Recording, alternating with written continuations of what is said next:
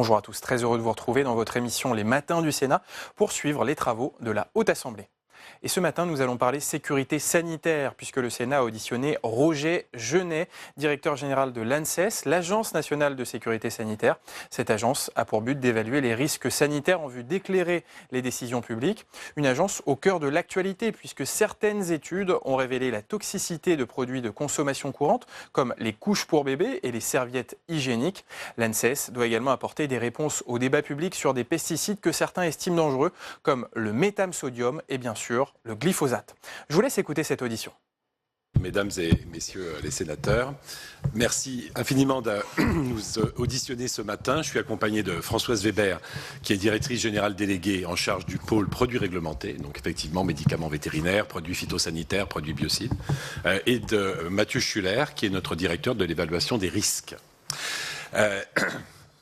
D'abord, Madame la Présidente, donc un grand merci. C'est la première fois que nous avons l'honneur de nous exprimer devant la Commission des affaires économiques, mais j'avais reçu l'an dernier sur le stand du salon une délégation de votre commission.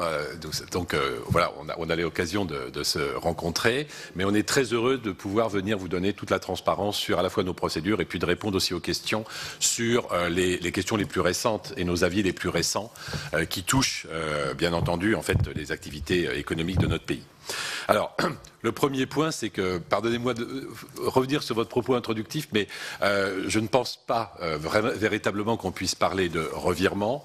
Je pense que, mais nous sommes une agence scientifique, nous sommes une agence d'expertise scientifique, et nous sommes là pour nous appuyer sur les meilleures connaissances, sur les connaissances disponibles de la littérature scientifique, l'ensemble des données, et évidemment, au regard de l'évolution de ces connaissances, de réévaluer nos positions. Donc nous le faisons très régulièrement, nous le faisons sur des grands sujets génériques, les nanomatériaux, l'électro-hypersensibilité. Nous avons publié un rapport très important de 4 ans de travail sur l'électro-hypersensibilité et le lien ou l'absence de lien de causalité avec l'utilisation des téléphones portables cet été, là aussi qui repose sur la confiance dans l'expertise que nous conduisons et le dialogue permanent avec l'ensemble des parties prenantes, j'y reviendrai. Nous le faisons, nous réévaluons régulièrement les produits phytosanitaires dans le cadre des AMM et d'ailleurs c'est ce que prévoit le règlement européen, c'est pour ça que les autorisations de mise sur le marché sont données pour un temps défini et ensuite les industriels doivent redéposer leurs dossiers et nous les réévaluons et à la lumière des données scientifiques et de l'évolution de ces données, nous pouvons être amenés effectivement à ne plus autoriser ce qui l'était précédemment. Mais en tout état de cause, on ne peut pas parler de revirement, mais je répondrai volontiers en fait à vos questions pour expliquer quels ont été en fait les sujets de cette année et comment nous avons évolué. Alors, juste puisque vous avez mentionné ces 2 points sur métham-sodium et néonicotinoïdes, avant de vous réexpliquer comment nous procédons, je veux dire, on est dans des contextes très particuliers. Le métham-sodium, peut-être Françoise Weber pourra détailler tout à l'heure vraiment ce point, parce qu'on est dans le cas d'un produit qui avait été interdit avant 2012 au niveau européen, mais avec un délai de grâce qui avait été accordé, puis réexaminé, et donc ce sont des autorisations de mise sur le marché qui restaient, mais de très longue date, mais avec des incertitudes. Et il se trouve qu'au moment où la presse s'est fait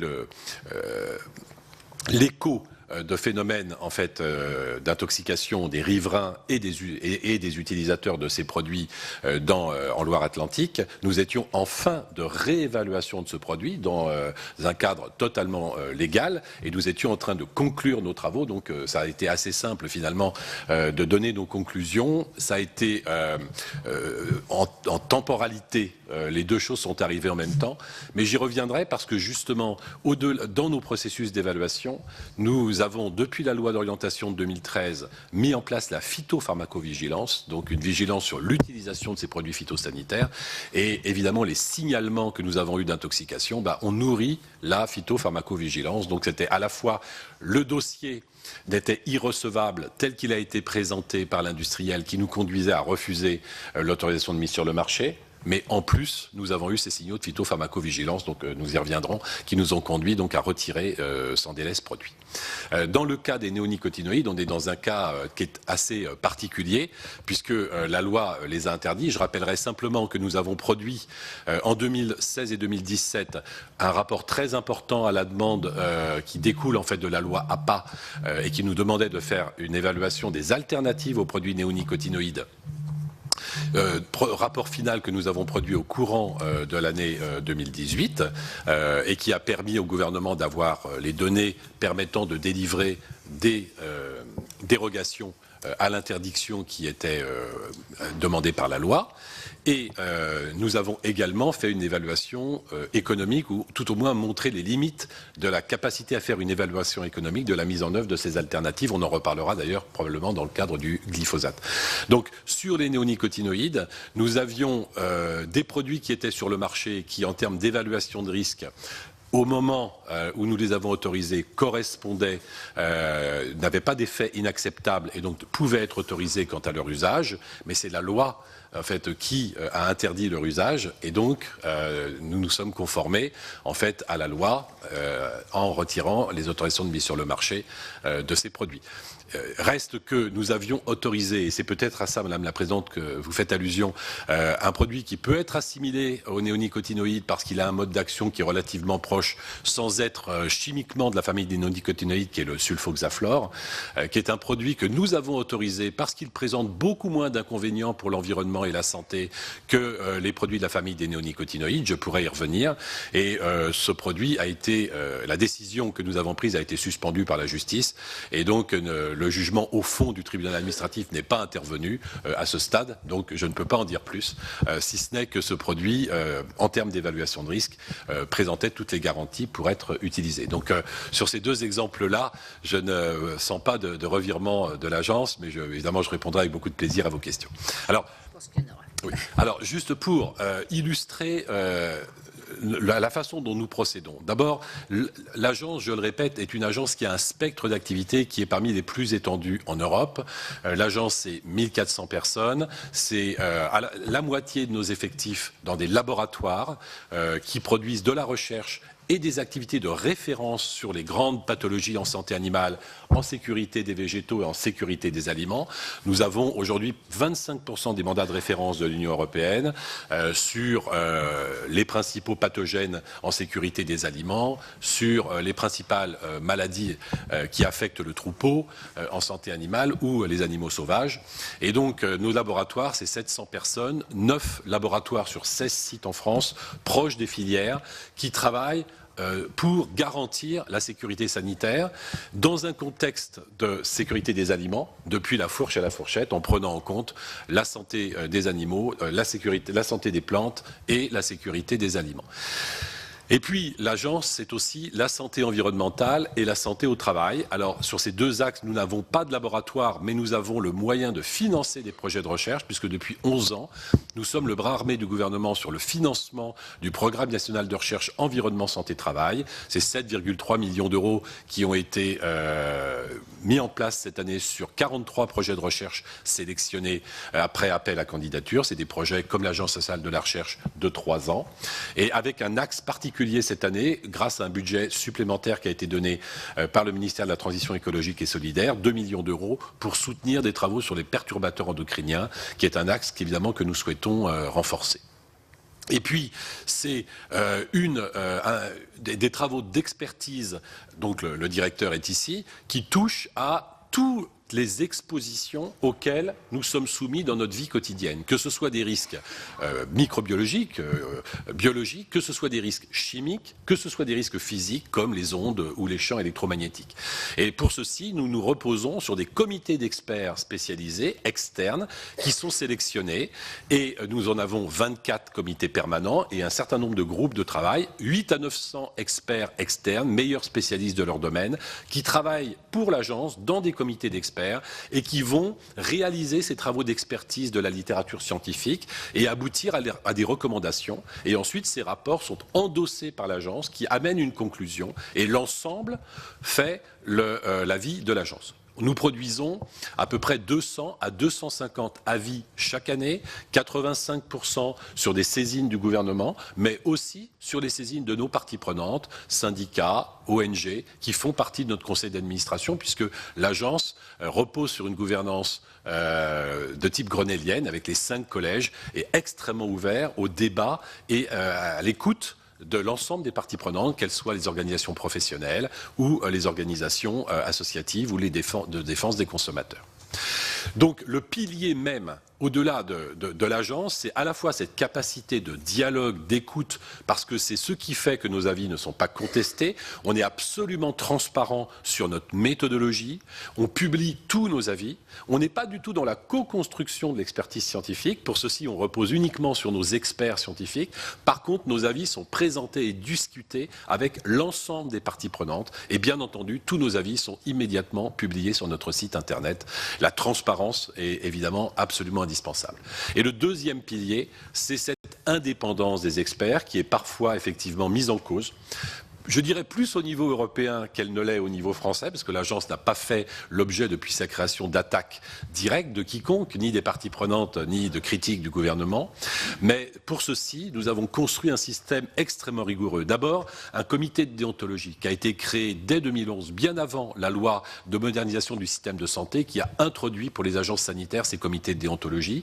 La déclaration publique d'intérêt était en place à l'agence bien avant qu'aujourd'hui elle soit introduite dans la loi. Aujourd'hui, toutes les déclarations publiques d'intérêt de nos propres agents et de nos experts est en ligne et renouvelée chaque année sur le site du ministère de la Santé, consultable, ainsi que leur appartenance au groupe de travail au sein desquels ils travaillent.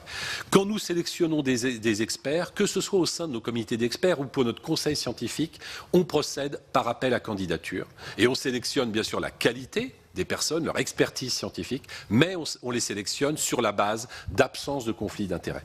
Et nous avons une grille d'analyse que nous avons construite avec notre comité de déontologie pour analyser ces liens d'intérêt. Et un lien d'intérêt ne fait pas un conflit d'intérêt. C'est très difficile d'avoir un expert qui n'ait pas de lien d'intérêt, donc on qualifie des liens mineurs et des liens majeurs. On peut demander à un expert qu'on sélectionne de se déporter si le lien majeur sur un sujet donné existe, mais si le lien est un lien majeur important et qu'il constitue conflit d'intérêts, nous ne sélectionnons pas les experts. Ça veut dire qu'un expert qui va avoir des intérêts d'ordre économique, parce qu'il aura eu des financements d'industriels, ou un expert qui travaille pour des politiques publiques avec une certaine conviction, par exemple pour le ministère de la Santé, un expert qui serait porteur d'une loi anti-tabac, nous ne le sélectionnons pas parce qu'il est déjà dans un parti pris et nous ne jugeons pas de la qualité du parti pris. S'il y a un parti pris, nous écartons l'expert. Il est à ce moment-là dans un vivier, il peut être auditionné, mais il ne fait pas partie des comités délibérants. Et donc, toutes nos parties prenantes ont des experts scientifiques, ils sont auditionnés en fonction des saisines que nous avons, mais ne font pas partie du groupe délibérant. Des recommandations ne sont pas amenés à formuler les recommandations que nous reprenons à notre compte dans le cadre de nos saisines. Ça, c'est un cadre très strict que nous avons encore renforcé il y a 2 ans, surtout compte tenu effectivement du climat général de défiance. Et nous travaillons beaucoup pour construire également au niveau européen avec nos partenaires, rétablir un climat de confiance dans l'expertise scientifique qui était la base des agences sanitaires qui ont été construites après la crise de la vache folle en 98. Nous organiserons pour les 10 ans de l'ANSES en 2010 un grand débat et un grand colloque scientifique avec des experts en sciences humaines et sociales sur cette question de l'indépendance de l'expertise et de l'expertise en matière de sécurité sanitaire. Je pense que c'est absolument indispensable que nos agences qui ont été construites pour amener un éclairage scientifique indépendant qui est fondateur des politiques publiques puissent reprendre la main sur ce sujet, d'autant que si nos avis sont contestés, que ce soit par une partie prenante quelle qu'elle soit, ils ne servent plus à rien pour les politiques publiques. Les politiques publiques et les décideurs publics doivent pouvoir s'appuyer sur des avis qui ne sont pas attaqués ni attaquables. Et c'est ce à quoi véritablement nous nous employons. Alors pour illustrer la façon dont nous procédons, quand nous avons une saisine, par exemple la saisine sur les terrains synthétiques et les terrains de sport que nous avons eu cette année, comme c'était une question qui était évidemment pour tous les décideurs publics extrêmement prégnante, puisque les Les engagements financiers ont été suspendus à ce moment-là. Comment procédons-nous? Nous montons un groupe d'experts en urgence avec un appel à candidature. Nous sélectionnons ces experts. Nous leur demandons de faire une revue de la littérature. En l'occurrence, sur les terrains synthétiques, il y avait déjà eu des agences sanitaires dans le monde, qui sont nos partenaires aux États-Unis, au Canada, qui avaient produit des avis sur des évaluations de risque sur les terrains synthétiques. Nous en avons fait la synthèse. Nous avons identifié les questions qui n'étaient pas les trous finalement qui n'avaient pas été identifiés, de façon à faire des recommandations sur les données à accumuler, les nouveaux produits qui sont apparus, par exemple les terrains qui sont utilisés pour les enfants dans des enceintes fermées, quelles sont les émanations dans les enceintes fermées à partir de terrains qui sont produits par des pneus recyclés, et quand la température s'élève, on a des émanations de produits chimiques, quelle est l'exposition dans les conditions réelles d'utilisation. Ça, aujourd'hui, on n'a pas de données. Et donc à partir de cette premier avis sur lequel on a conclu que par rapport aux données disponibles, il n'y avait pas de risque identifié, nous avons néanmoins identifié des données manquantes que nous nous engageons aujourd'hui à produire et à faire produire par des partenaires pour revenir sur l'évaluation de risque. Sur ce que nous avons fait sur, par exemple, après la publication par 60 millions de consommateurs d'un problème potentiel sur des résidus chimiques dans les couches, nous avons été saisis dans les 48 heures par la ministre de la Santé et la ministre de l'Environnement. Il nous a fallu 2 ans pour construire une expertise, faire produire des données sur la composition des couches, de 23 marques de couches. Nous n'avons pas de tests standardisés. Il a fallu produire des méthodologies standardisées pour évaluer en fait et quantifier les résidus et les identifier. Et à partir de là, faire ce que ne font évidemment pas les associations de consommateurs, c'est une évaluation de risque quantitative, c'est-à-dire dans les conditions réelles d'exposition d'un bébé qui baigne dans l'urine pendant X heures par jour, quelle est l'exposition en fonction du transfert des produits chimiques présents dans le corps et est-ce qu'il y a un dépassement des valeurs sanitaires. Il n'y a que nous qui pouvons faire ça. C'est la première fois où on l'a fait. Il n'y avait pas d'autre expertise au monde sur ce sujet, ce qui nous a amené à tirer la sonnette d'alarme. Nous avions fait le même travail sur les protections intimes féminines quelques mois auparavant, qui nous avait amené à conclure l'inverse, à savoir qu'il n'y avait pas de dépassement de seuil sanitaire et pas de risque d'exposition aux produits chimiques. Mais vous voyez qu'on est dans des situations assez différentes. Donc c'est vraiment ça qui nous conduit à faire des propositions, à relativiser le risque et surtout à faire en sorte que, quelle que soit la nature de nos conclusions, on n'ait pas, je dirais, d'emballement dans la population, de bien graduer le niveau de risque à la réalité du risque. Et c'est toute la difficulté, puisque quand l'agence est interpellée, c'est sur des sujets à très forte incertitude, et donc où évidemment on n'a pas de malades ni de morts au moment où la sonnette d'alarme est tirée, et il faut qu'on arrive à graduer le niveau de risque par rapport au poids de preuve qu'on peut accorder à l'ensemble des arguments, amener un faisceau d'arguments pour dire voilà où est le risque, est-ce qu'on est en dessous des seuils, au-dessus des seuils, et quelles sont les mesures appropriées à prendre. Et c'est exactement la définition du principe de précaution qui est inscrit dans notre Constitution. Et enfin, pour illustrer la façon dont on procède pour le 3e volet de nos activités, donc qui est coordonné par François sur les produits réglementés. Donc, comme vous l'avez dit, Madame la Présidente, 3 domaines, 3 réglementations, 3 agences européennes. L'EMA, l'agence des médicaments pour les médicaments vétérinaires. Donc, c'est une activité qui a été dans l'agence depuis 1998, la création de l'AFSA, et qui est une agence qui est à Fougères, extrêmement active sur l'évolution de la réglementation européenne. Nous sommes l'agence la plus active pour aider au niveau communautaire à l'évolution de la réglementation européenne en matière de médicaments vétérinaires. Ensuite, nous avons donc 90 personnes à Fougères sur cette activité. Et ensuite, à Maisons-Alfort, à notre siège, 250 personnes qui travaillent sur les produits phytosanitaires et matières fertilisantes et les produits biocides, qui relèvent là également de 2 réglementations différentes. L'une qui dépend de l'EFSA, l'Autorité européenne de sécurité des aliments pour les produits phytopharmaceutiques, et l'autre qui dépend de l'ECHA, l'Agence des produits chimiques, pour ce qui s'agit du REACH et de règlement CLP pour les produits biocides. 3 réglementations, 3 façons de collecter les taxes. C'est une très grande complexité. Chaque fois que je vois le commissaire européen, ce qui a été le cas au Salon de l'agriculture encore cette année, puisqu'il vient nous voir et on a eu vraiment, à 3 reprises, j'ai eu l'occasion vraiment de lui exprimer nos positions, notre souhait d'une simplification et nos propositions d'amélioration des procédures d'évaluation. Et je pense pense que de ce point de vue-là, on a eu un très fort soutien du commissaire européen. Une forte écoute. Donc, sur ce point des produits phytopharmaceutiques, comment procède-t-on? Parce que chaque réglementation est différente. Sur les produits phytopharmaceutiques, qui sont ceux qui sont le plus font l'objet le plus de discussions depuis 2 ans. Alors aussi parce que ce débat est aujourd'hui très politisé, c'est-à-dire qu'on a choisi finalement, au sens noble, de politiser cette question des produits chimiques, et en particulier des produits phytosanitaires. Donc on est dans un débat où l'expertise scientifique amène un certain nombre d'éléments, mais je dirais qu'elle ne répond pas à tout. Et le choix de société, le choix d'agriculture qui consiste à utiliser ou pas des produits en agriculture, c'est un choix qui dépasse l'agence. Donc on est avec un processus réglementaire qui est extrêmement cadré. Les substances actives sont homologuées au niveau européen. Par exemple, prenons le glyphosate. La substance active glyphosate est évaluée par un État membre rapporteur. C'était l'Allemagne la fois précédente.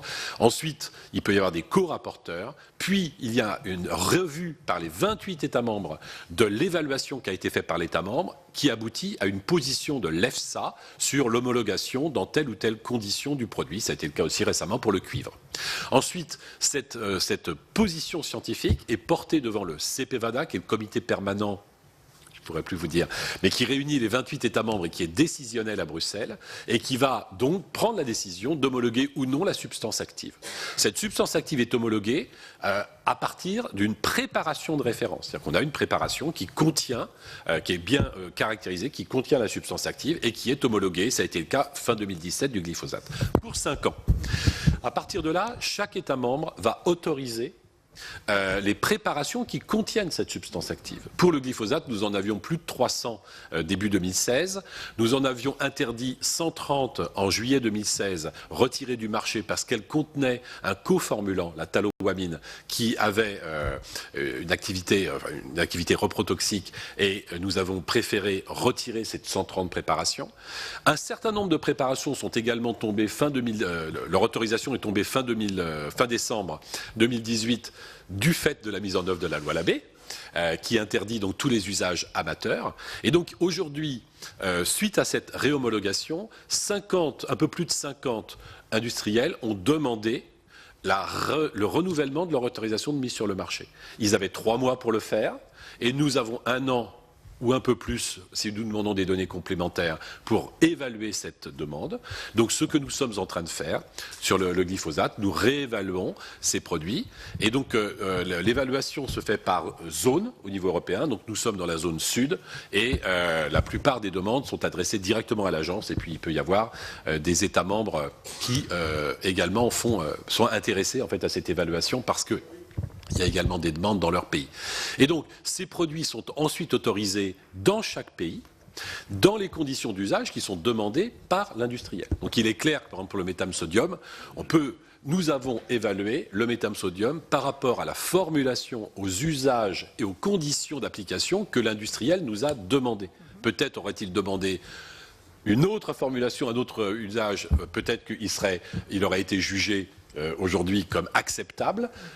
Les demandes qui nous ont été faites aujourd'hui, très clairement, Françoise pourra y revenir, n'étaient pas acceptables en termes de risque, non seulement pour les riverains, mais pour les utilisateurs.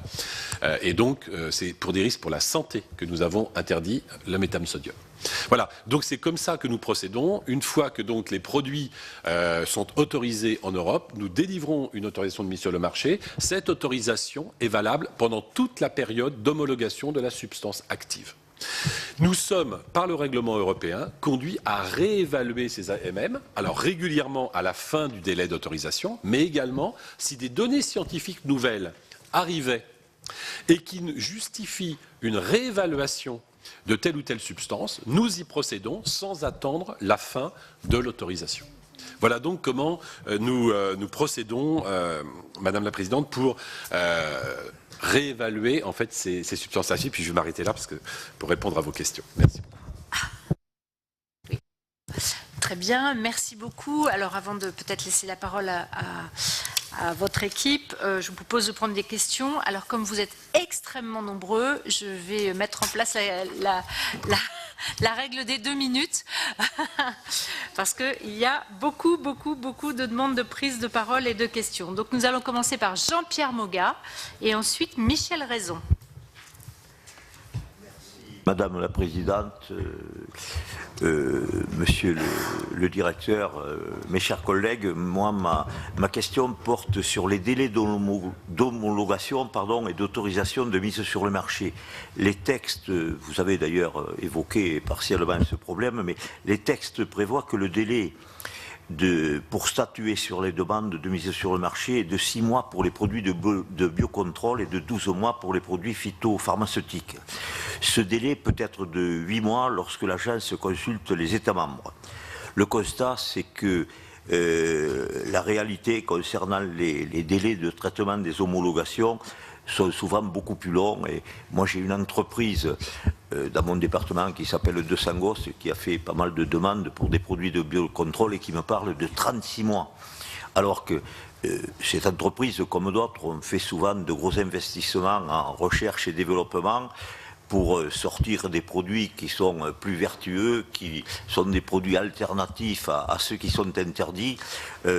Moi, ma question, je ne vais pas aller beaucoup plus loin, c'est qu'est-ce que vous comptez faire pour réduire ces délais et permettre aux entreprises qui ont justement investi beaucoup pour trouver des solutions alternatives, qu'elles puissent les mettre sur le marché plus rapidement. Je vous remercie. J'ai respecté les 2 minutes. Même un peu moins. Merci beaucoup Jean-Pierre. La parole est à Michel Raison. Merci Madame la Présidente, merci Monsieur le Directeur d'être venu jusqu'à nous.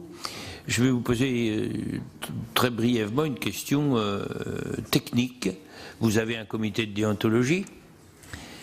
Parallèlement à ça, puisque vous l'avez dit, les produits phytosanitaires sont traités de façon très politique, parfois au sens noble du terme, parfois au sens moins noble du terme, et également traités par des émissions de télévision qui n'ont pas, elles, de comité de déontologie.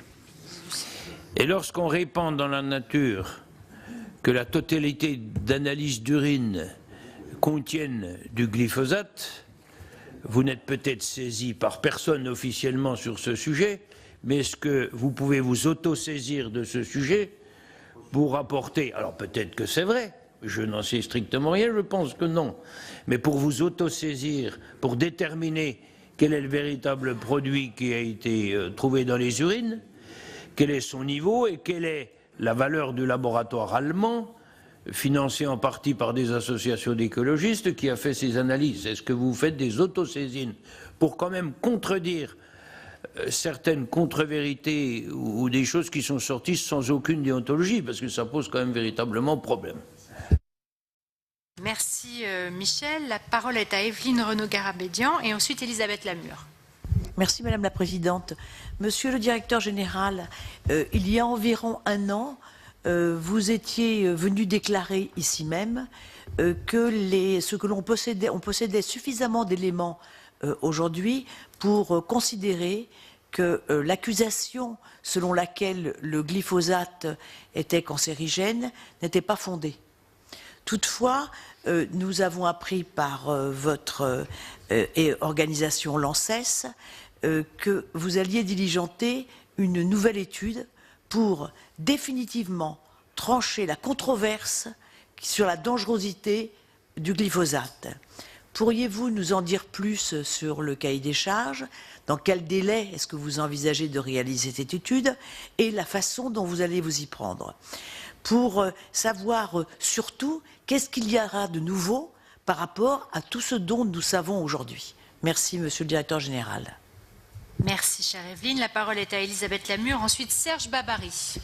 Merci Madame la Présidente, Monsieur le Directeur. Ma question porte également sur les délais pour les industriels des demandes de mise sur le marché. Je voudrais savoir si les délais de l'ANSES sont plus importants que ceux de vos homologues européens et si oui, pour quelles raisons. Et surtout, les industriels nous indiquent que pendant toute la durée de l'instruction, je ne sais pas si c'est en tout cas de l'étude de leur dossier, ils n'ont pas du tout de possibilité ni de dialoguer, ni d'avoir des informations, ni d'apporter eux-mêmes des informations. Donc, si vous pouviez nous éclairer sur ce sujet. Et j'aurais une deuxième question concernant dans le cadre des risques physiques. Quelles études et quelles conclusions donnez-vous sur l'utilisation des compteurs Linky? Merci. Merci Elisabeth, ça nous change un peu des produits phyto. Donc la parole est à Serge Babary, ensuite à Jean-Claude Tissot. Merci Madame la Présidente, Monsieur le Directeur Général. Merci de vos explications. Dans une communication d'il y a à peu près un an, en mai 2018, concernant le glyphosate, vous rappeliez de façon simple qu'il était indispensable de pouvoir mettre à disposition des professionnels des alternatives chimiques et non chimiques, évidemment, mais vous ne faisiez pas en même temps de préoccupation sur cette requête. D'une part, sur le fait qu'il y avait une diminution considérable des palettes de solutions disponibles, près d'un tiers en 10 ans, de 2008 à 2018, ce qui limite évidemment le choix. Et à l'intérieur de ces solutions, en diminution, une part finalement très faible de produits en biocontrôle. C'était 40 en 2017, 40 AMM en 2017, et en 2018, en mai, lorsque vous évoquiez ça, il n'y avait eu que 17 nouvelles demandes. Et c'est un problème qui se doublait en plus de difficultés sur les dossiers de présentation en biocontrôle, puisque c'était souvent des entreprises d'innovation petites, et donc les dossiers étaient souvent incomplets, mal ficelés, on va dire ça d'une façon simple, et ne permettaient pas très facilement à vos experts de faire le travail qu'on attend sur ces produits qui, même s'ils sont biocontrôle, doivent permettre une analyse très fine sur leur toxicologie éventuelle. Vous voulez savoir donc s'il y avait une évolution sur ces préoccupations ou si vous étiez toujours dans la même inquiétude. Merci Serge. La parole est à Jean-Claude Tissot, ensuite Daniel Dubois. Merci Madame la Présidente, Monsieur le Directeur. Ma question va être sur un dossier très précis. En début d'année, les ministres de Rugy et Guillaume ont créé un groupe de travail pour la protection des abeilles et des insectes pollinisateurs. Ma question est simplement sur le délai de rendu. J'insiste pour vous signifier le degré d'urgence de votre avis, parce qu'aujourd'hui, des milliers de ruches chaque année disparaissent. C'est un résultat sans appel. Donc, on a besoin d'un avis scientifique de votre agence pour prendre les décisions qui s'imposent. Merci. Merci Jean-Claude. La parole est à Daniel Dubois et ensuite Daniel Grémillet. Merci Madame la Présidente. Merci Monsieur le Directeur pour vos explications sur le fonctionnement de l'ANSES. Ma question concerne le glyphosate. Vous avez parlé d'indépendance, je dirais, des experts, et je pense qu'à travers l'avis qui a été émis par le glyphosate, la problématique est très clairement posée. Michel Raison, d'ailleurs, est un peu intervenu sur le sujet. L'agence européenne émet des réserves beaucoup plus lourdes que vous, je dirais, sur l'effet cancérigène éventuel du glyphosate.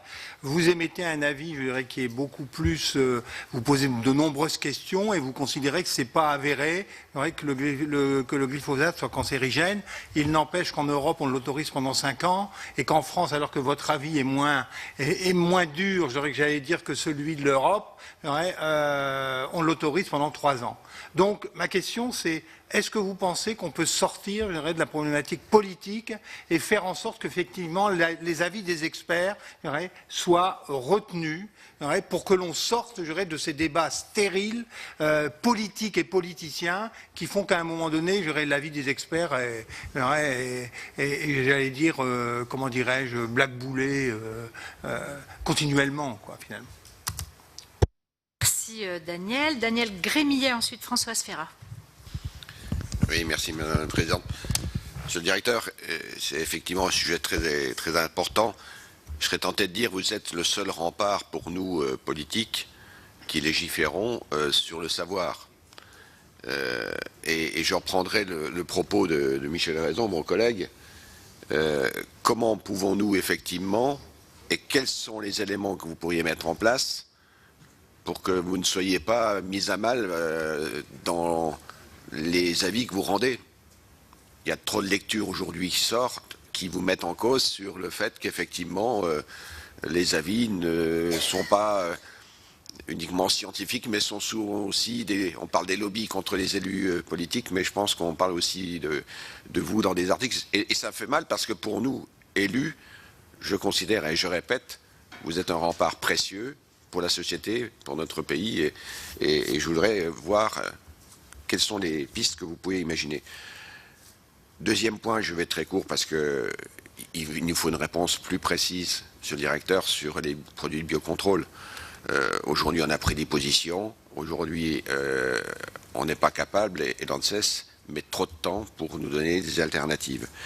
Et dernier point que je voulais évoquer, vous êtes ici au Sénat. Nous avons voté dans la loi Egalim le fait que l'ensemble des produits qui seront consommés en Europe, importés, devront répondre aux mêmes exigences que celles qu'on a imposées aux Français et dans le cadre communautaire. Comment allez-vous mettre en œuvre cette capacité d'apporter cette garantie aux citoyens français et aux consommateurs? Merci Daniel. La parole est donc à Françoise Ferrat, ensuite à Roland Courteau. Merci Madame la Présidente. Monsieur le Directeur, je souhaite vous interroger sur l'imprécision des normes européennes relatives aux nouvelles biotechnologies végétales. Les scientifiques et les professionnels estiment que la réglementation et le cadrage normatif qui les concerne ne sont pas clairs et ne bénéficient pas d'arbitrage net et précis. J'en veux pour preuve la directive européenne qui fixe les règles relatives aux OGM et qui élude cette question. Et l'édition est considérée comme OGM depuis la décision de juillet 2018 de la Cour de justice de l'Union européenne. Alors, bien évidemment, il n'est pas question de faire prendre des risques à qui que ce soit, mais il me semble tout aussi important de ne pas pénaliser, si tel était le cas, ces nouvelles biotechnologies végétales et le défi qui nous appartient de relever en termes de développement durable. Monsieur le Directeur, quel est l'avis de l'ANSES sur cette décision et cette position? Merci beaucoup Françoise. Pardon, je ne l'avais pas annoncé. Mais donc la parole est à Roland Courteau, ensuite à Yves Boulot. Merci Madame la Présidente. Merci. Oui, votre agence, Monsieur le Directeur, s'est-elle intéressée à la relation entre l'alimentation et le risque de déclin cognitif ou de maladie d'Alzheimer? Quels résultats éventuellement ont pu donner les enquêtes nutritionnelles? C'est important parce que les facteurs liés à l'alimentation sont des facteurs modifiables sur lesquels il est possible d'intervenir en matière de prévention. Deuxième question. Une expertise de votre agence indique que l'alimentation de type méditerranéen semble réduire ce risque de déclin cognitif. Les études tendent à confirmer une association positive entre la réduction du risque de déclin cognitif et la consommation de poissons, de légumes, de fruits et même de vin de façon modérée. Des travaux ont déjà par le passé mis en évidence les bienfaits de ce régime méditerranéen ou crétois. Est-ce que les expertises de l'agence vont dans le même sens? Et puis dernière question, Madame la Présidente, certaines études révèlent que les antimicrobiens utilisés pour traiter les maladies transmissibles entre les animaux et les humains, telles que la campylobactériose ou la salmonellose, perdent de leur efficacité. Il s'agit là d'une menace en matière de santé humaine, animale ou d'environnement. Question, qu'en est-il selon vous et quelles sont vos préconisations? Merci beaucoup, cher Roland. La parole est à Yves Boulou, ensuite à Martial Bourquin. Madame la Présidente, Monsieur le Directeur Général, je vais me référer à une actualité toute récente et brûlante qui concerne les particules fines, puisqu'on a su tout récemment que 8,8 millions de morts seraient intervenus sur la base, je crois, de l'année 2015. Ça a été publié par des chercheurs allemands et chypriotes Évidemment, si cette information était viable, on n'en sait pas pour beaucoup pour l'instant, en tout cas pour moi, serait véritablement un problème sanitaire majeur. Donc juste 2 questions. Dans cette actualité, aviez-vous eu connaissance de cette information? Et ensuite, comment réagissez-vous dans ce genre de problème?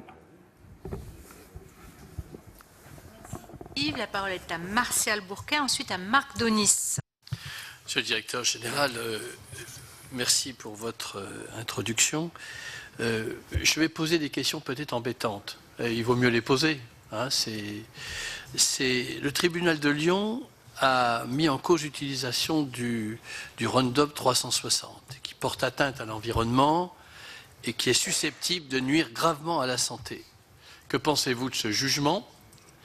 Deuxième chose, les tribunaux américains, ont vraiment pénalisé très fortement Monsanto Bayer.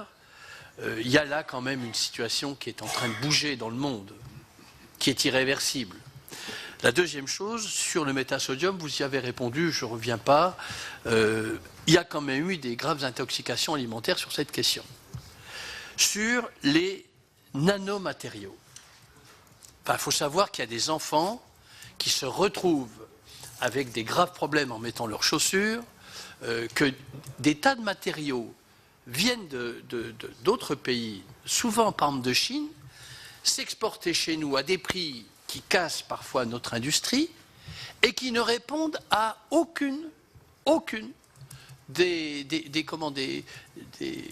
nécessités à mettre en place concernant la santé de nos concitoyens. Alors voilà que ces produits textiles, ces nanomatériaux, par milliers de tonnes viennent dans la production et dans la consommation française. Vous ne pensez pas qu'il y a un vrai problème, ces questions? Enfin, entre science et conscience, comment faites-vous, alors c'est une question très embêtante, pour que l'expertise ait le poids des lobbies, mais aussi, lorsque vous prenez une décision, parfois il y a des milliers d'emplois qui sont derrière. Comment faire pour prendre cette décision en toute quiétude et en toute connaissance de cause? Voilà, je pense qu'aujourd'hui, ici, au Sénat, nous avons eu, je ne citerai pas ce nom, un monsieur qui venait régulièrement faire des conférences sur la non-nocivité du diesel. Puis après, on a appris qu'il était payé par un grand groupe. Il est passé au tribunal, il a été condamné. Et donc, pour faire en sorte que l'expertise soit, qu'il y ait une neutralité axiologique, faisons en sorte que, sinon on n'aura plus d'expertise un jour ou l'autre. À chaque fois que quelqu'un dira quelque chose, il sera soumis à caution. Merci Martial. La parole est à Marc Donis qui va rattraper le temps, je suis sûre. Et ensuite à Joël Labbé.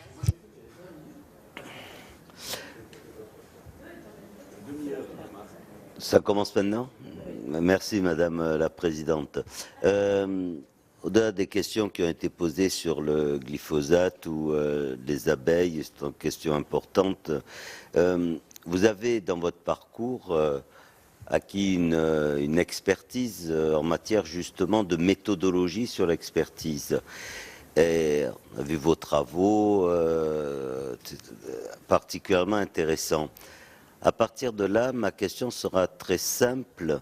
C'est comment pouvez-vous expliquer que vous mettiez, par exemple, 2 ans, j'ai pris l'exemple que vous avez cité, quelles que soient vos contraintes et le sérieux dont votre agence peut faire preuve, et des moyens dont vous disposez qui sont quand même d'importance, avec les enjeux qu'il y a derrière. Et ça m'amène à ma deuxième question, qui est, dans la saisine de l'ANSES, il y a l'État, il y a vos actionnaires, il y a les syndicats, et il y a l'autosaisine. Comment vous effectuez vos hiérarchies de priorité dans le travail, et quels sont vos critères déterminants? car est-ce que c'est la sensibilité par rapport à une question, un danger, une sensibilité citoyenne, ou est-ce que c'est un travail coordonné au niveau européen? Est-ce que c'est une question plus pratico-pratique par rapport à l'estimation que vous avez d'un risque putatif? Quelle est votre méthodologie de choix? Ce qui peut éclairer la réponse, et j'en aurai fini en moins de 2 minutes, Madame la Présidente, les questions qu'on se pose sur les AMM, qui, au niveau industriel, posent vraiment un problème, je vous le garantis. Merci beaucoup, cher Marc. La parole est donc à Joël Labbé et ensuite Dominique Estrosi-Sassone. 3 points, 1 minute 30. Tout d'abord, je comprends vos difficultés au niveau de l'ANSES, étant donné la recrudescence des maladies environnementales, qui vont encore grandissantes d'une part, et d'autre part la chute vertigineuse de la biodiversité. On ne peut pas ne pas en tenir compte. Première chose sur la question des scientifiques, moi je ne vous mets pas en cause, et d'ailleurs j'apprécie chaque fois que j'ai des relations avec vous ou avec vos services, j'ai toujours une oreille attentive. Tout d'abord la question scientifique. Les néonicotinoïdes qui sont aujourd'hui interdits. Certains parlent de science, moi je voudrais citer Jean-Marc Bonmatin avec lequel il m'a saisi, j'ai travaillé avec lui en 2012, le spécialiste de l'impact des néonicotinoïdes sur les abeilles et les pollinisateurs. Donc ça a été une lutte de longue haleine pour arriver enfin à l'interdiction totale des néonicotinoïdes. Est arrivé le sulfoxaflor, qui théoriquement était sans risque, mais c'est aussi un insecticide systémique qui vise le système nerveux central des insectes et qui a donc un impact fort sur la biodiversité. Sur la question des délais, il est évident que vous avez besoin de délais. Vous auriez, pour certaines études, vous auriez besoin de plusieurs années d'ailleurs, étant donné comment on peut apprécier l'impact sur la santé. Il faut plusieurs années, ce qu'on appelle les cohortes. Mais il y a d'autres produits que l'on appelle préparation naturelle peu préoccupante, que l'on appelle aussi biostimulants, qui sont alors à base de plantes. Effectivement, c'est pas à prendre à la légère, mais la toxicité n'a rien à voir. Et les délais, ça m'est revenu très souvent, et je vous l'ai dit, sont estimés trop longs. Après, c'est sans doute une question aussi de moyens chez vous, mais notamment les biostimulants pour les plantes sont trop longs. Voilà ce que je voulais dire pour avancer vers les alternatives. Joël, je te faisais des signes parce que je croyais qu'il y avait un 3e point, donc excuse-moi. Merci Joël. La parole est donc à Dominique Estrosi-Sassone, ensuite à Alain Châtillon. Oui, merci Madame la Présidente. Je voudrais vous poser une question, je suis là. Vous poser une question sur un dossier qui a été dans l'actualité au début de l'année 2019, qui concerne l'affaire des couches jetables pour les bébés. Et donc, quel a été l'impact de la publication de l'étude de l'ANSES sur la dangerosité des produits intégrés par les industriels dans les couches? Votre avis est basé sur des analyses de 23 couches parmi les plus utilisées, mais il n'a cité aucune marque. Alors, pouvez-vous apporter des précisions au moins sur l'origine des marques, voire des sous-marques génériques de certains distributeurs, tant sur les plus néfastes que sur les plus vertueuses? Le gouvernement a-t-il été à l'écoute et envisage-t-il de faire renforcer les contrôles ou bien de renforcer les conditions d'autorisation de mise sur le marché, alors qu'un communiqué du gouvernement précisait que les ministres exigent des fabricants et des distributeurs qu'ils prennent avant 15 jours des engagements pour éliminer ces substances des couches pour bébés. Plusieurs fabricants sont engagés à donner la liste de tous les composants sur les emballages, mais est-ce qu'après vous les recontrôlerez? Et puis je voulais m'associer à la question de mon collègue Jean-Claude Tissot sur la protection des abeilles. Vos recommandations, aujourd'hui, elles datent de 2014. Vous êtes chargé d'une nouvelle étude et donc c'est important de pouvoir obtenir aujourd'hui et de savoir quand est-ce que votre avis et vos préconisations et vos recommandations seront donc officiellement annoncées. Merci Dominique. La parole est à Alain Châtillon, ensuite à Alain Durand. Madame la Présidente, Monsieur le Directeur, simplement 2 points. Nous sommes dans un monde qui évolue très vite, on s'en aperçoit. Est-ce que nous allons faire un petit peu évoluer l'Europe du Sud, c'est-à-dire l'alimentation, la prévention, Et est-ce que, notamment, l'arrivée de nutraceutiques, de produits compléments alimentaires, pourrait être un petit peu plus rapidement validée par l'Europe, car on s'aperçoit aujourd'hui que c'est l'Europe du Nord, et notamment l'Allemagne, qui profite d'une aide très forte des Européens, et on voit du reste qu'en pharmacie, près de 25% des produits vendus en pharmacie en Allemagne sont des produits de prévention. Et je rappelle que ces produits-là ne coûtent rien à l'État et à la sécurité sociale. Donc contrairement aux idées reçues depuis des dizaines d'années par les gouvernements successifs, il fallait réduire le nombre de médecins, ou surtout éviter l'évolution du clausus numerus, on s'est trompé, ce n'est pas les médecins qui coûtent cher, ce sont les produits. Le différentiel avec la France, c'est à peu près 15 milliards sur la sécurité sociale, qui pourrait être en moins si on utilisait un petit peu plus de produits de prévention. Donc quel est votre accompagnement dans ce domaine ? Je peux vous dire, je l'ai vécu pendant des années, ce domaine-là. Et comment peut-on faire en sorte que nos collègues d'Europe du Nord soient, ou que nous soyons plutôt aussi bien informés qu'eux sur l'évolution des choses? Et deuxième point, c'est quelle est la relation que vous avez avec l'Agence du médicament et avec l'autorisation de mise sur le marché? Parce que là, dès l'instant où un produit n'est pas pharmaceutique, immédiatement, on se heurte à un certain nombre de médecins qui sont justement dans ces laboratoires pharmaceutiques.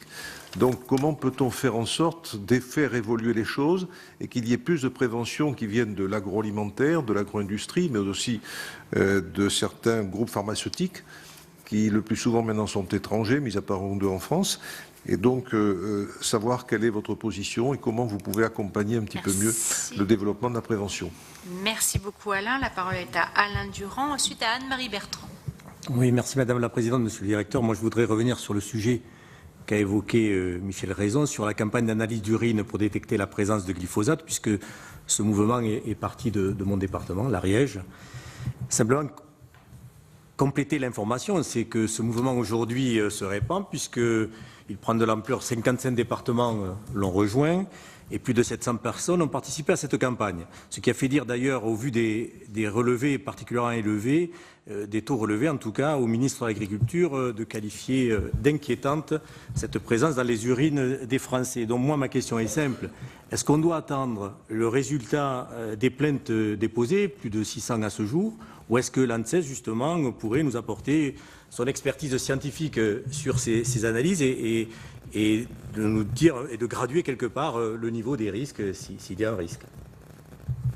Merci beaucoup Alain. La parole est à Anne-Marie Bertrand et nous terminons par Henri Cabanel.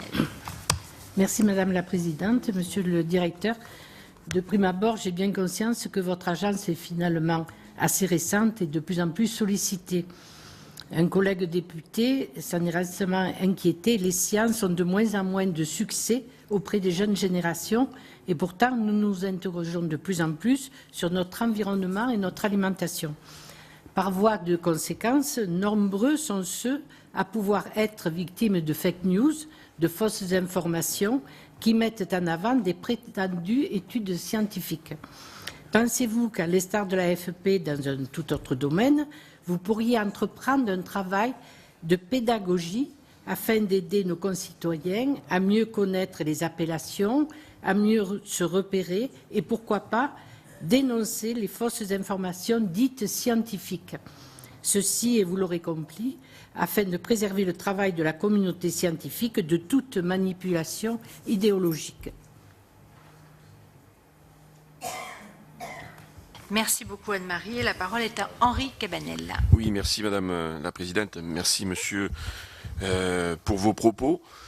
Je vais essayer de ne pas reprendre toutes les questions qui ont été posées, mais bon, d'abord vous dire que vous nous êtes très utiles dans la décision que nous, législateurs, nous devons prendre, puisque vous êtes légitimes pour nous aider dans cette décision. Mais il n'en demeure pas moins, vous en avez parlé dans vos propos liminaires, sur la défiance que peuvent avoir les citoyens vis-à-vis de ce que vous proposez. Moi, je voudrais savoir quelles sont vos relations avec les autres agences des autres pays effectivement, et avec l'agence européenne, car effectivement, si vous arrivez à parler le même langage et avoir les mêmes décisions, in fine, je pense qu'on pourra retrouver cette défiance, retrouver la confiance, pardon, qui nous manque tant. Parce que il est évident, alors moi je ne vais pas parler du glyphosate, hein, malgré le fait que, parce que beaucoup en ont parlé, mais on a du mal à expliquer. Moi je vais vous parler d'irrigation par exemple. Et je sais que vous avez donné un avis défavorable sur l'utilisation en irrigation agricole des eaux traitées des stations d'épuration. Et comparé à ça, nous avons des pays, alors bon, moi je suis du Sud, et effectivement, la sécheresse est très prégnante, et bon voilà, j'ai pas besoin de le dire. Mais effectivement, on a des soucis face donc à la concurrence, et notamment aux Italiens, aux Espagnols, qui ont dans leur volonté, leur politique, cette pratique. Donc moi j'aimerais vous entendre là-dessus pour voir effectivement que nous ayons, nous, des explications à donner à nos agriculteurs. Très bien, merci. Je vous remercie tous parce que vous avez été parfaits dans les temps de questions. Monsieur le directeur, vous avez 3 minutes et demie. Je choisis. Je vous en prie. Voilà. Bien. Oui, par question. Très grand merci, mesdames et messieurs, parce que je pense qu'on n'a pas touché tous les champs de l'agence, mais quand même pas mal de sujets. Donc je vais essayer quand même de regrouper mes réponses, même s'il y a des questions qui sont consensuelles. Bon, d'abord peut-être sur la méthode de façon générale. Je veux réinsister sur le fait, moi ça fait 3 ans que je suis à l'agence, la méthodologie d'expertise, l'expertise, l'indépendance de l'expertise et la transparence de l'agence n'ont jamais été remises en question s'agissant de l'ANSES. Mais c'est vrai que quand on attaque les agences européennes dans la presse ou autre, eh bien indirectement, je veux dire, on met en cause l'agence, mais je dois redire qu'il y a une très grande prudence de toutes les parties prenantes qui sont à notre conseil d'administration, y compris les pouvoirs publics, de ne pas mettre en cause l'agence, même si tout le monde n'est pas d'accord avec tous nos avis, et jamais sur les questions d'indépendance ou de lobby. Encore, ça c'est le premier point. Le deuxième point, et ça je pense que c'est quand même largement du fait de la façon dont l'agence s'est construite en 2010, même si elle est un peu plus ancienne, madame la sénatrice, que vous le disiez, parce qu'en fait elle découle de la fusion de l'AFSA et de l'AFSET qui date de 98 et 2002, donc on a quand même une antériorité dans le mode de fonctionnement de nos agences, mais néanmoins depuis 2010, c'est ce mode de fonctionnement très intégratif de l'ensemble de nos missions qui repose encore une fois sur un très grand dialogue et sur une très grande rigueur sur le choix de nos experts, on n'a pas été remis en cause. Le point, c'est que cette expertise que l'on construit, c'est une expertise collégiale, collective, pluridisciplinaire. C'est ce qui fait la différence.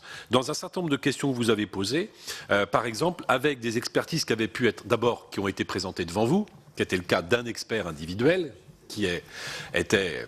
Bon, je ne reviens pas sur le cas, mais c'est aussi le cas aujourd'hui d'experts qui étaient sollicités pour établir des expertises préalables à l'inscription des maladies professionnelles au tableau des maladies professionnelles, avec des expertises qui, ne découlant que d'un expert, c'est le cas aussi des experts judiciaires, peuvent être extrêmement contestées.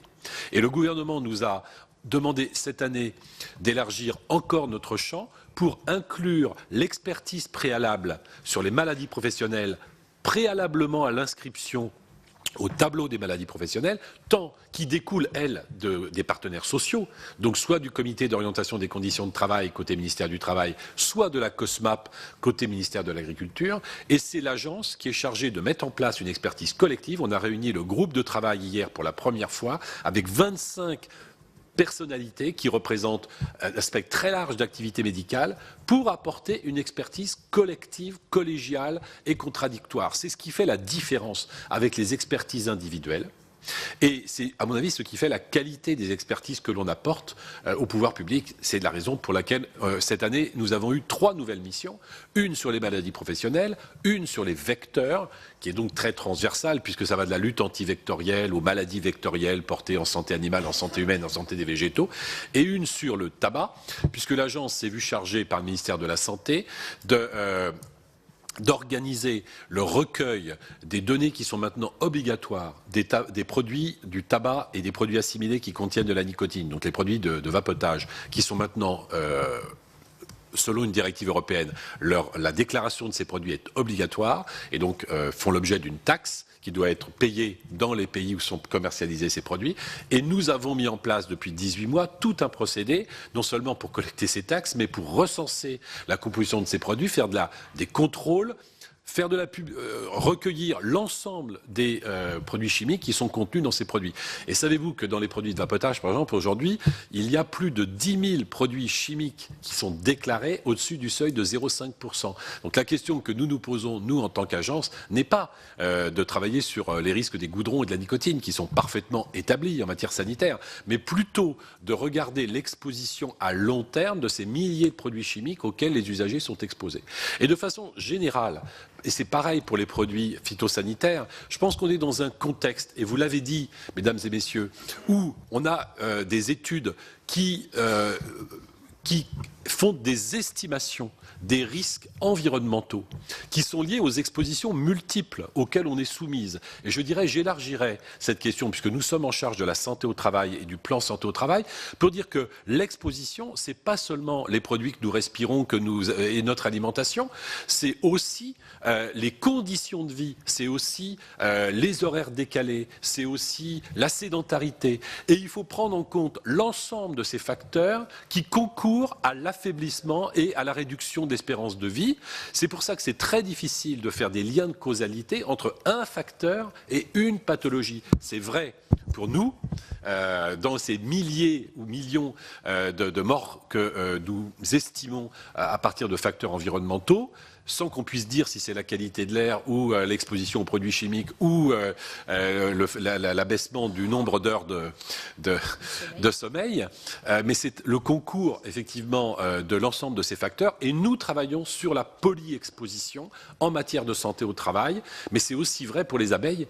Et c'est aussi, j'y reviendrai tout à l'heure, la raison pour laquelle je pense que l'agence est probablement la mieux placée, même si mes prédécesseurs n'étaient pas forcément favorables au fait qu'on nous ait transférer les décisions d'autorisation de mise sur le marché qui ont une connotation politique, mais j'y reviendrai, politique au sens noble du terme, c'est une décision de gestion qui repose sur les données scientifiques, mais aussi sur d'autres considérations qui peuvent être économiques.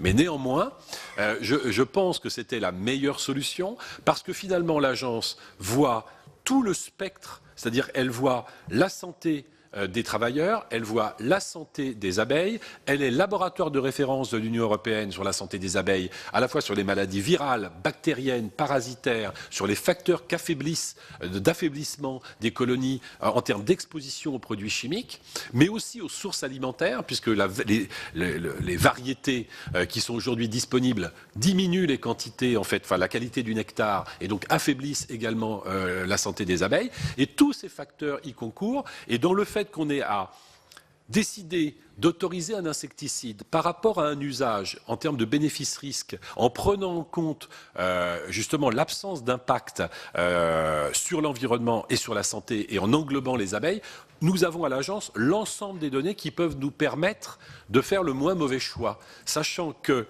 on a une problématique générale qui est que nous sommes de plus en plus exposés dans notre vie quotidienne. Et l'étude allemande disait ici qu'au niveau européen, compte tenu de la densité de population, de la démographie et de la concentration de nos activités humaines, nous sommes peut-être plus exposés qu'ailleurs, et que forcément tous ces facteurs concourent à une certaine fragilisation et une augmentation probablement de la mortalité. Donc nous avons à faire face, nous en tant qu'agence sanitaire, à prendre en compte cette question de l'exposition aux risques chimiques comme au reste. Et c'est comme ça que nous évaluons aussi les risques liés aux produits phytosanitaires. Donc notre objectif, bien entendu, est de trouver des substituts et de diminuer le facteur risque. De toute façon, en cette matière, comme dans les autres, pour les risques industriels, la meilleure façon de protéger la santé, c'est de diminuer le terme source en matière d'exposition, c'est-à-dire de réduire en fait les expositions à ce qui est strictement nécessaire, en tenant compte en fait du développement souhaitable de l'activité économique et humaine et de la préservation de la santé. Et donc nous intervenons dans ce cadre-là en prenant en compte l'ensemble de notre spectre d'activité.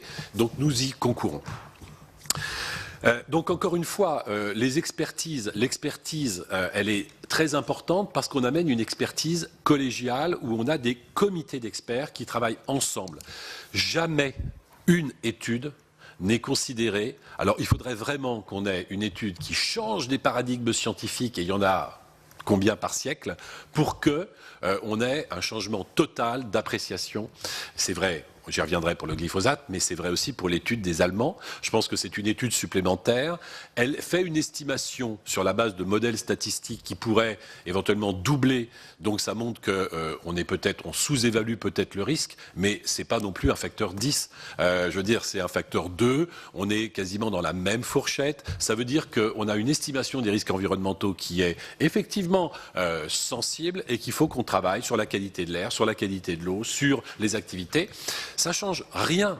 Je veux dire, ça ne change pas le paradigme qui est que, oui, nos conditions de vie, la démographie, l'augmentation de l'activité humaine entraîne des contraintes et des expositions qui, à terme, peuvent jouer sur notre santé, en particulier celle des plus fragiles, puisque je ne vous rappelle pas que l'espérance de vie en France continue d'augmenter, y compris pour les travailleurs agricoles, même si on voit bien qu'on a des effets sur les populations les plus sensibles d'un certain nombre de facteurs environnementaux. Alors, je voudrais, toujours dans les considérations générales, mais bien redire qu'il faut séparer le rôle de l'évaluateur du risque et du gestionnaire du risque. À part sur les décisions d'AMM, nous ne sommes pas gestionnaires de risque. Nous faisons des recommandations au pouvoir public. La mise en œuvre des politiques dépend des ministres et des ministères et des politiques et de vous. Mais nous ne sommes pas gestionnaires de risque. Donc beaucoup des questions, un certain nombre de questions que vous m'avez posées étaient vraiment sur la façon dont on mettait en œuvre nos recommandations et ne dépendent pas de nous. Nos recommandations, elles sont basées sur ce que peut dire la science. Et ensuite, il peut y avoir d'autres considérations prises en compte pour ne pas les suivre ou différer leur mise en œuvre. Nous avons rappelé cette année déjà notre expertise de 2015 sur les risques liés au cancer de la peau, liés à l'exposition aux UV dans les cabines de bronzage. Il y a des tas de considérations à prendre en compte pour ne pas interdire immédiatement les cabines de bronzage. Je pense que les pouvoirs publics, néanmoins, se sont emparés de nos recommandations et y travaillent. La question est, il y a d'autres facteurs de risque qui entraînent une mortalité, à commencer par le tabac, et on n'a pas interdit la cigarette. Voilà. Ça ne nous empêchera pas de dire que nous, en tant qu'agence sanitaire, qu'il faut réduire drastiquement, et pourquoi pas, on pourrait dire interdire la consommation du tabac, mais ce n'est pas de notre responsabilité de savoir comment cette politique publique doit être mise en œuvre. Nous ne pouvons, nous, que qualifier le risque et son impact. Voilà, donc une fois que j'ai dit ça, je veux répéter qu'effectivement nous travaillons beaucoup sur la méthodologie d'expertise, c'est-à-dire que nous travaillons sur la façon d'établir le poids de preuve, comment graduer sur l'ensemble de la littérature scientifique sur laquelle nous nous appuyons, quel poids de preuve accorder à chaque argument pour arriver à graduer de risque, puisque encore une fois, on est dans des domaines d'incertitude. Et c'est bien toute la difficulté, c'est quand on interroge l'agence, on est sur une incertitude, nous allons vous dire la probabilité plus ou moins forte du risque, et le décideur public a à dire j'autorise ou j'interdis. Et donc on passe d'une approche très probabiliste à une approche qui est déterministe, j'autorise, oui, non. Et donc, ça, c'est toute la difficulté pour les décideurs publics de s'appuyer sur nos recommandations qui sont ciselées et qui n'apportent pas toujours le confort dans la décision publique. On en est bien conscient, mais on ne peut dire que ce que peut dire la science. Et donc, on essaye de bien dire si on a un dépassement d'un risque sanitaire et quel est finalement l'impact de ce dépassement de risque. Donc, si je prends la question que vous m'avez posée sur la mise en œuvre de notre recommandation sur les couches, c'est un cas typique, puisque il a fallu tout le temps à l'expertise et nous réunissons, donc ce sont des comités d'experts, encore une fois, extérieurs à l'agence, qui se réunissent parfois plus d'une fois par mois. Mais ils ont aussi leurs travaux de recherche à faire de leur côté, donc qui sont extrêmement sollicités pour aboutir à nos recommandations. Encore une fois, il faut des données, donc il faut produire des données pour pouvoir les analyser. Donc 2 ans, ça a été vraiment pour nous court pour produire cet avis. Et derrière, donc, quand nous avons finalisé un avis, je le signe et je l'envoie à nos 5 ministères de tutelle. Nos 5 ministères de tutelle, on leur fait une présentation de ces avis et nous leur laissons 15 jours avant de publier notre avis de façon à ce qu'ils puissent se préparer à répondre. C'est comme ça que nous procédons. Et dans le cas présent, nous avons fait une restitution donc, de cet avis couche. Et puis, effectivement, nous avons, à la demande des ministres, été les informer directement en fait, de la portée de notre avis. Et ils ont souhaité très vite alerter les industriels sur, sans donner les détails de nos avis, sur le sens de nos recommandations. Et ensuite, le jour où on a publié notre avis, le matin même, les ministres ont réuni les industriels avec les données qu'ils venaient d'avoir, puisque personne ne les avait avant qu'on les ait publiés, avec les ministères et nous.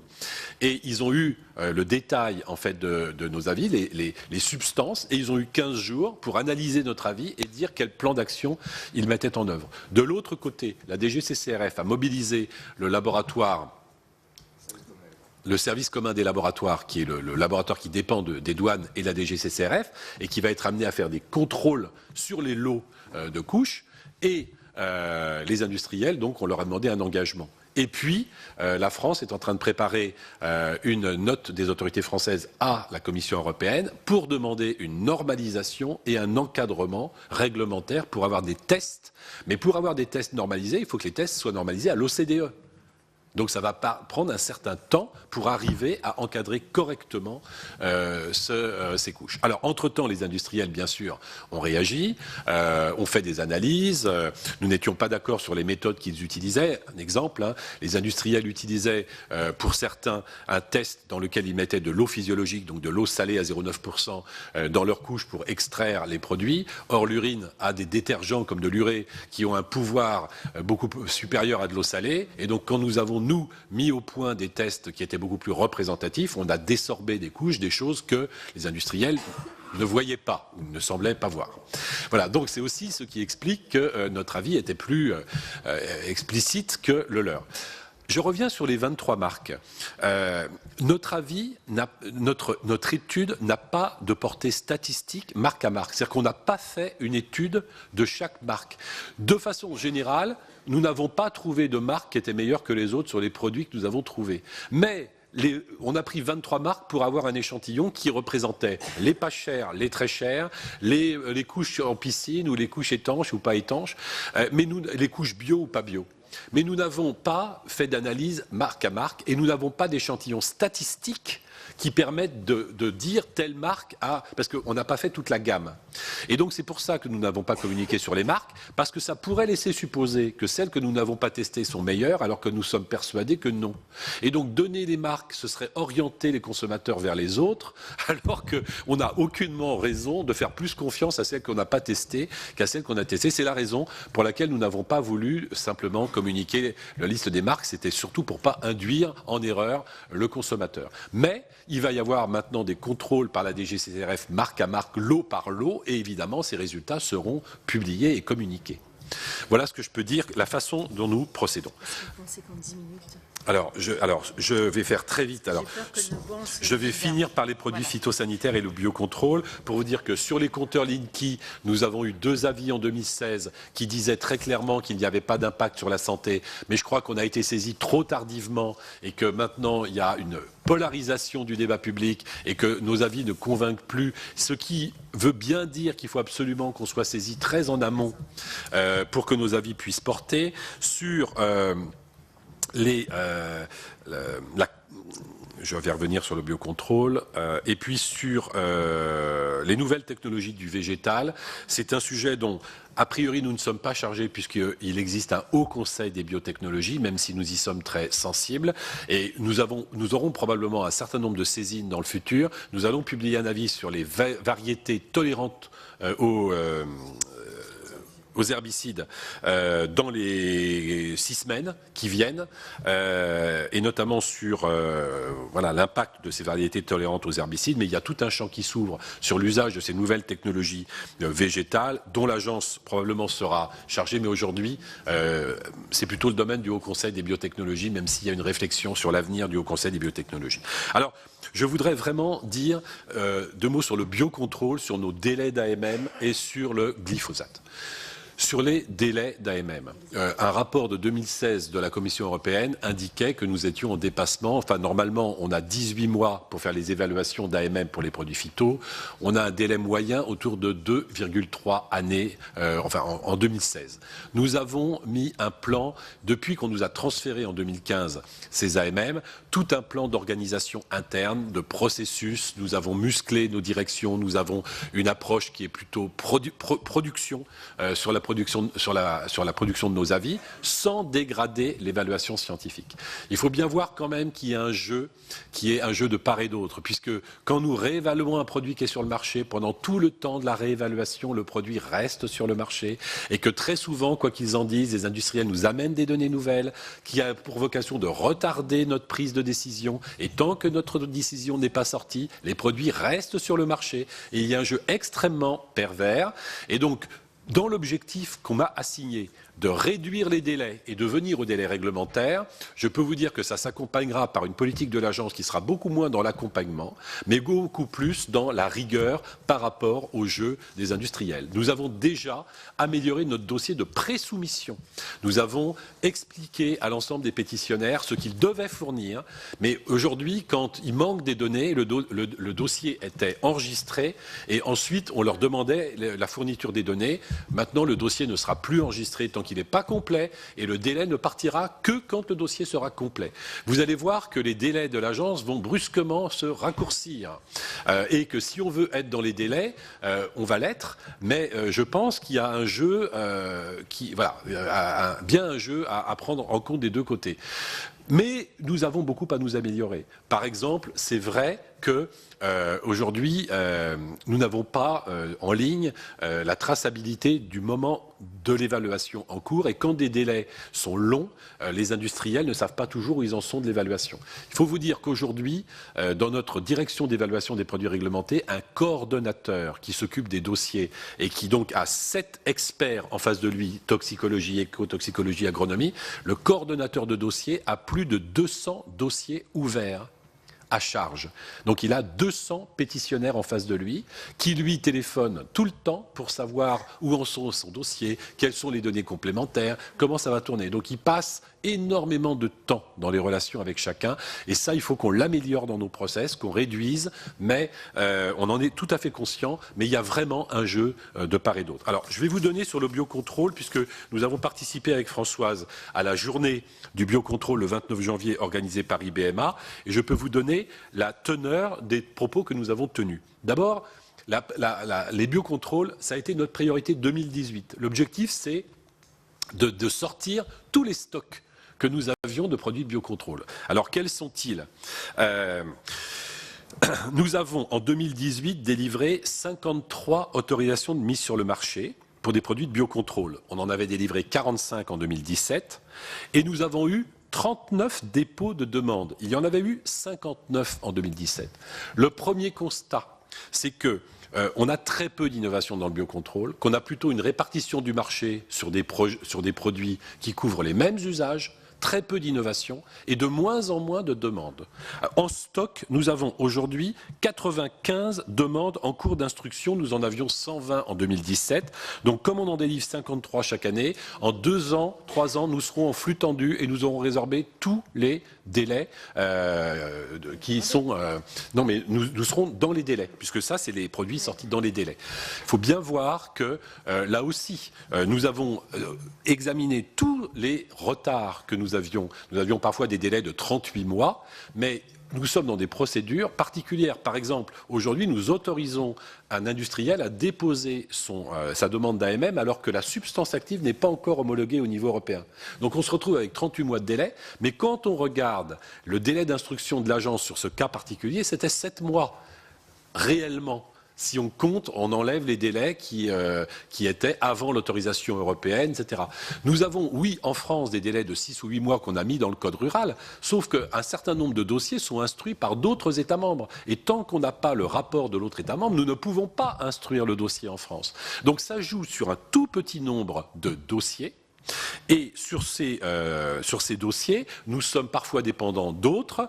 Et puis, sur nos procédures de décompte du temps, je pense qu'on a beaucoup à gagner. Moi, la promesse que je peux vous faire, c'est que d'ici 2 ans, nous serons toujours dans les délais, mais ça va s'accompagner effectivement de beaucoup plus de rigueur. Et nous sommes toujours sur des dossiers qu'on nous dépose, avec des études pharmacologiques qui ne répondent pas aux exigences, avec des entreprises qui ne sont pas suffisamment accompagnées dans l'élaboration d'un dossier de demande d'autorisation de mise sur le marché. C'est pour ça que nous avions fait la recommandation lors des États généraux de l'alimentation que les structures régionales d'accompagnement, de transfert de biotechnologie qui accompagnent les entreprises biotech vers le marché puissent aussi être formées pour accompagner les entreprises et les start-up dans le domaine du végétal pour construire les dossiers de demande d'AMM. Elles le font pour le médicament. Pourquoi ne le font-elles pas pour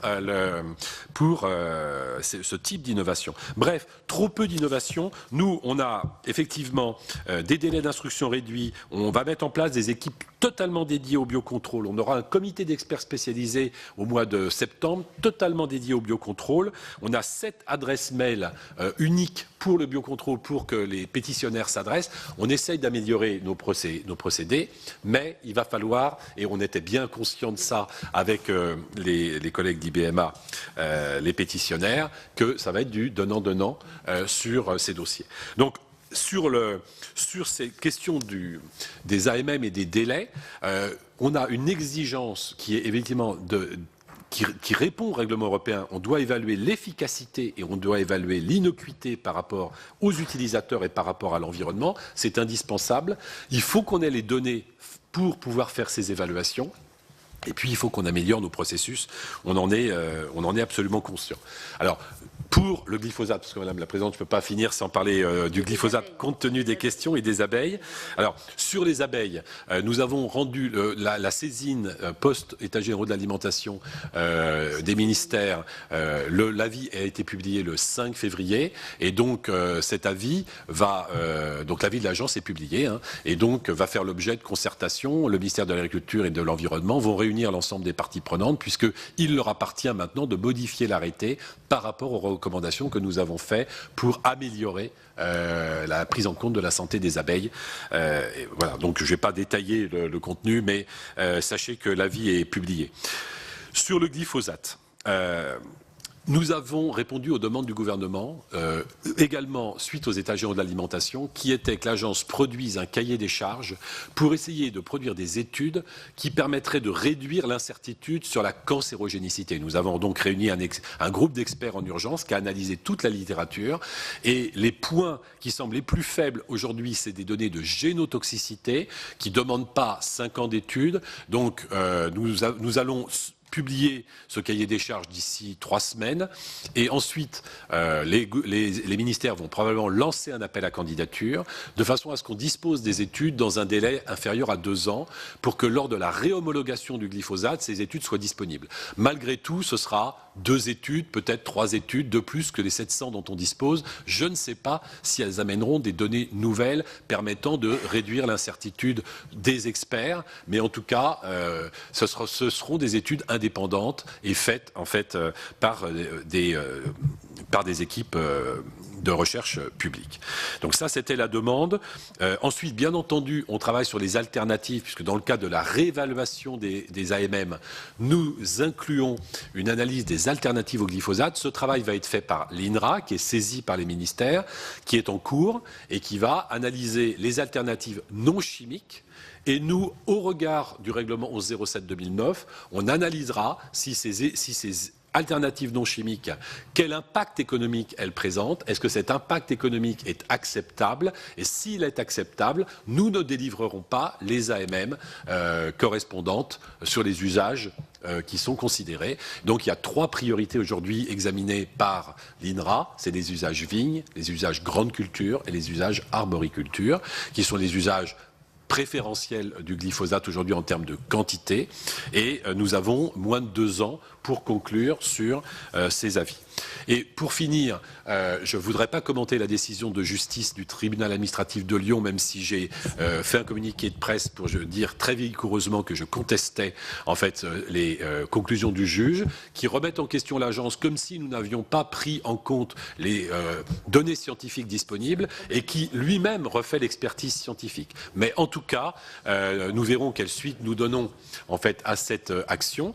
Mais ce que je peux dire, c'est que aujourd'hui, toutes les autorisations de mise sur le marché du glyphosate sont délivrées conformément au règlement et ne présentent pas, pour les usages que nous avons autorisés en Europe et en France, d'inconvénients sur la santé et sur l'environnement.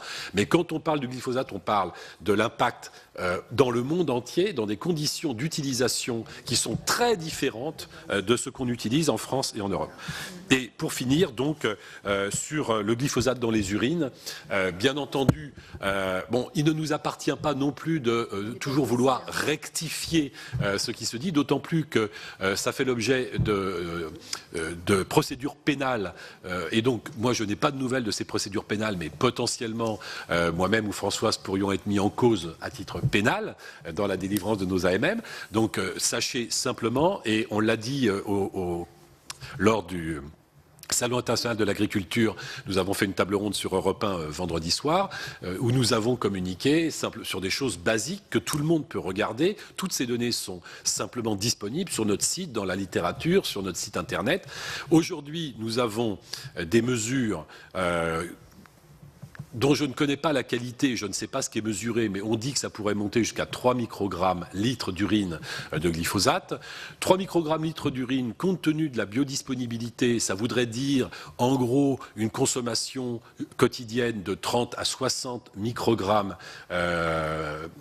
pour une personne de 60 kg par jour de glyphosate. Aujourd'hui, la dose journalière admissible, qui est inférieure de 100 fois de la dose qui provoque une toxicité, c'est 900 microgrammes par litre, c'est 900 microgrammes par litre d'eau.